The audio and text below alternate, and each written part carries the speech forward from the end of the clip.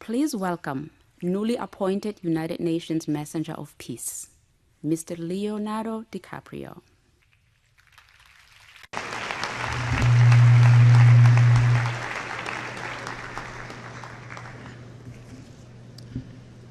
Thank you, Mr. Secretary General, Your Excellencies, ladies and gentlemen, and distinguished guests. I am honored to be here today. I stand before you not as an expert, but as a concerned citizen, one of the 400,000 people who marched in the streets of New York on Sunday, and the billions of others around the world who want to solve our climate crisis. As an actor, I pretend for a living.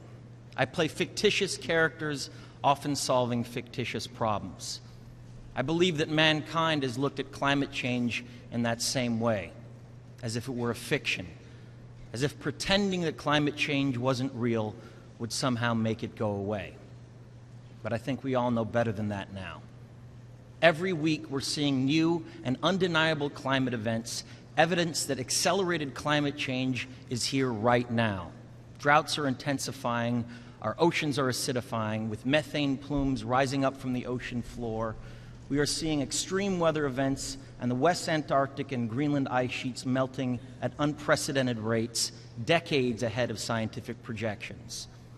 None of this is rhetoric, and none of it is hysteria. It is fact. The scientific community knows it, industry knows it, governments know it, even the United States military knows it. The chief of the U.S. Navy's Pacific Command, Admiral Samuel Locklear, recently said that climate change is our single greatest security threat. My friends, this body, perhaps more than any other gathering in human history, now faces this difficult but achievable task. You can make history, or you will be vilified by it. To be clear, this is not about just telling people to change their light bulbs or to buy a hybrid car. This disaster has grown beyond the choices that individuals make. This is now about our industries and our governments around the world taking decisive, large-scale action. Now must be our moment for action. We need to put a price tag on carbon emissions and eliminate government subsidies for oil, coal, and gas companies.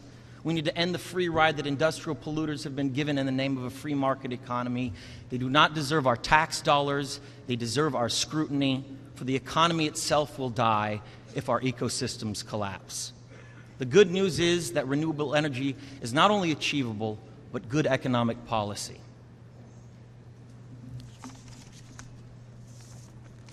This is not a partisan debate. It is a human one. Clean air and a livable climate are inalienable human rights. And solving this crisis is not a question of politics, it is a question of our own survival. This is the most urgent of times and the most urgent of messages. Honored delegates, leaders of the world, I pretend for a living, but you do not. The people made their voices heard on Sunday around the world, and the momentum will not stop. But now it is your turn.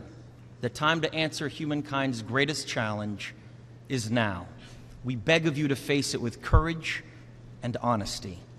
Thank you.